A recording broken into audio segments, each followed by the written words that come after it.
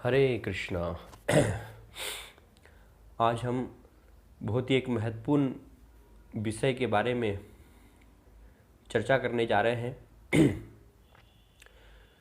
समाज में हम देखते हैं कि कुछ लोग जो कि अपने आप को शिव जी के अनुयायी बताते हैं और शिव जी के अनुयायी बताकर शिवरात्रि के अवसर पर तथाकथित रूप से भांग का सेवन करते हैं, गांजे का सेवन करते हैं और कहते हैं साथ में कि ये शिव जी का महाप्रसाद है, शिव जी ने इसको ग्रहण किया है तो इसलिए हम भी इसको ग्रहण करते हैं। लेकिन अगर आप शास्त्रों के अनुसार देखें तो चाहे आप लिंग पुराण में देखिए, चाहे शिव पुराण में देखिए, चाहे स्कंद पुराण में देखिए, कहीं भी किसी भी पुराण में, किसी भी शास्त्र में वास्तव में ये वर्णन नहीं किया गया है कि शिव जी भांग पीते हैं या शिव जी गांजे का सेवन करते हैं। ये जो अपने आप को तथाकथित रूप से शिव जी के अनुयायी करते हैं और शिव जी के नाम पर वास्तव में स्वयं की इंद्रिय तृप्ति को पूरा करने का प्रयास कर रहे हैं और उसमें नाम लेते हैं कि ये शिव जी का प्रसाद है। तो अगर आपको इंद्रिय ही तृप्ति करनी है तो आप इंद्रिय तृप्ति कीजिए, उसमें कोई समस्या नहीं। आपको गांजा पीना है, आपको भांग पीनी है, आपको किसी भी प्रकार के नशे का सेवन करना है, लेकिन उसमें भगवान को, शिव जी को बीच में लाने की क्या आवश्यकता है। तो हम देख रहे हैं कि आज समाज में शिवरात्रि के नाम पर, वास्तव में धर्म के नाम पर ऐसे तथाकथित अनुयायी जो अपने आप को शिव जी का अनुयायी मानते हैं, लेकिन वास्तव में वो शिव जी के बारे में कुछ भी नहीं जानते हैं और ये एक प्रकार से शिव जी का नाम लेकर के स्वयं अपनी इंद्रियों को संतुष्ट करना, भांग पीना, गांजा पीना, वास्तव में ये एक अपराध है। और हम देखते हैं कि शिव जी की भी आज समाज में इस प्रकार से उनकी पिक्चर भी बनाई जाती है कि शिव जी गांजा पी रहे हैं, शिव जी भांग का सेवन कर रहे हैं, लेकिन किसी भी शास्त्र में, कहीं भी, कोई भी शास्त्र में वास्तव में ये वर्णन नहीं किया गया है कि शिव जी भांग या गांजे का सेवन करते हैं। वास्तव में शिव जी के अनुचर होते हैं जो कि भूत प्रेत गण हैं, जिनकी शिव जी ने जिम्मेदारी ली हुई है उनका कल्याण करने के लिए, उनका उद्धार करने के लिए। तो वास्तव में वो लोग जो भूत प्रेत गण होते हैं, शिव जी के अनुचर होते हैं, वो लोग इनका सेवन करते हैं और ये उनका वास्तव में झूठन होता है। शिव जी की स्थिति श्रीमद् भागवतम में बताई गई है।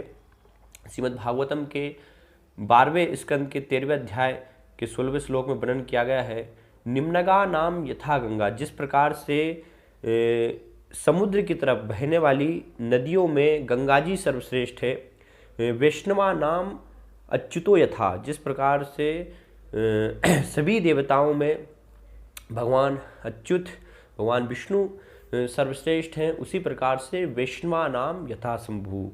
इस भौतिक जगत में जो भी भगवान विष्णु के भक्त हैं, उन सभी भक्तों में शिव जी सर्वश्रेष्ठ भगवान के भक्त हैं। और फिर आगे बताया गया पुराना नाम इदम तथा, और सभी पुराणों में श्रीमद् भागवतम पुराण सर्वश्रेष्ठ है। तो श्रीमद् भागवतम से यह हमें प्रमाण प्राप्त होता है कि शिव जी भगवान श्री कृष्ण के, भगवान विष्णु के महान भक्त हैं।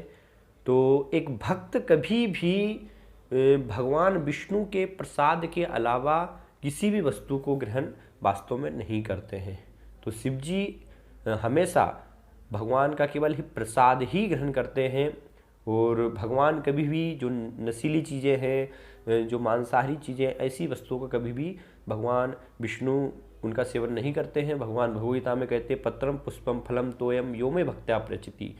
जो भी भक्त प्रेम से भगवान को पत्र पुष्प फल, तो भगवान क्या ग्रहण करते हैं, भगवान हमें शास्त्रों में, भगवद्गीता में बता रहे हैं। भगवान नशीली चीज़ों का, मादक चीज़ों का सेवन नहीं करते हैं। तो ये बहुत बड़ा आज समाज में भ्रम है कि लोग सोचते हैं कि शिव जी भी भांग का सेवन करते हैं, शिव जी भी नशे का सेवन करते हैं, तो इसलिए हम भी उसका सेवन करेंगे। लेकिन ये बहुत गलत विचार है, बहुत बड़ा ये आज समाज में गलत धारणा फैल गई है शिव जी के नाम पर।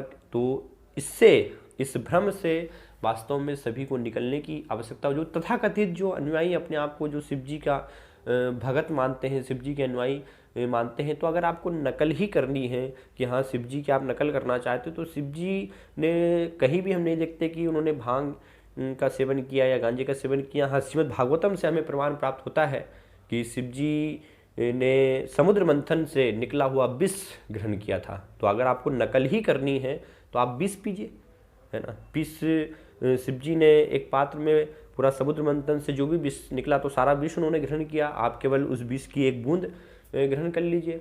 आपको नकल ही करनी है तो शिव जी अपने गले में नाग धारण करते हैं, तो आप भी अपने गले में नाग लपेट कर रखिए। तो इस प्रकार से ऐसे तथाकथित अनुयायी जो है वो नकल नहीं करेंगे, लेकिन अपनी इंद्रिय तृप्ति के लिए शिव जी का नाम लेकर के भांग धतूरे का सेवन करते हैं और कहते हैं कि ये वास्तव में शिव जी का प्रसाद है। तो ऐसे लोग वास्तव में शिव जी के प्रति अपराध कर रहे हैं और उनको इसका बहुत ही कठोर परिणाम भुगतना पड़ेगा। और हम समाज में देखते हैं कि बहुत सारे ऐसे भागवत कथाकार हैं या धर्म के तथाकथित रूप से जो अनुयायी हैं, जो अपने आप को बहुत ही महान पदवी पर स्थापित करते हैं। तो एक ऐसे ही महान तथाकथित गुरु जो कि जगत गुरु की उपाधि से सम्मानित हैं, अपने आप को जगत गुरु कहते हैं। और वो कहते हैं कि जैसे आपने सभी ने कथा सुनी होगी, शिव जी भस्मासुर को एक वरदान देते हैं। क्या वरदान देते हैं कि जो भी जिसके भी सिर पर वो अपना हाथ रखेगा तो हाथ रखने से तुरंत वो व्यक्ति भस्म हो जाएगा। इसलिए उस असुर का नाम पड़ा भस्मासुर। ये शिव जी ने उसको वरदान दिया था। तो ये जगत गुरु की पदवी पर है, जगत गुरु की उपाधि पर है। और उनका कहना क्या है कि शिव जी ने जिस दिन भस्मासुर को वरदान दिया तो उस दिन उन्होंने ज़्यादा भांग का सेवन कर लिया था है ना। तो कितनी हंसी की ये बात है कि अपने आप को जगत गुरु कहला रहे हैं, लेकिन उन्हें भी शास्त्रों का वास्तव में सही रूप से ज्ञान नहीं है। और इस प्रकार से जनता के बीच में इस प्रकार के वाक्य बोल करके ऐसे महान पदवी पर बैठे हुए लोग भी समाज में भ्रांत धारणा को प्रस्तुत करते हैं, शिव जी का जो है एक प्रकार से मजाक उड़ाते हैं।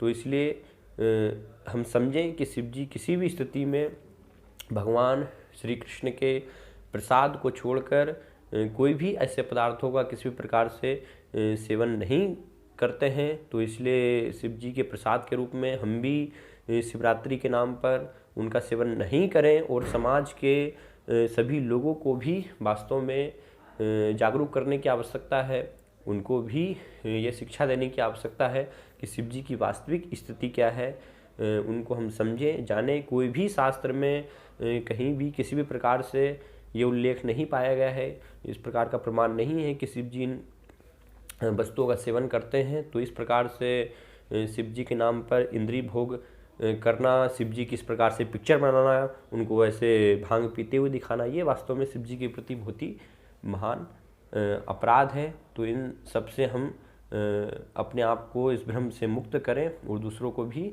इससे बचाने का प्रयास करें। हरे कृष्णा। शिल प्रभुपाद की जय।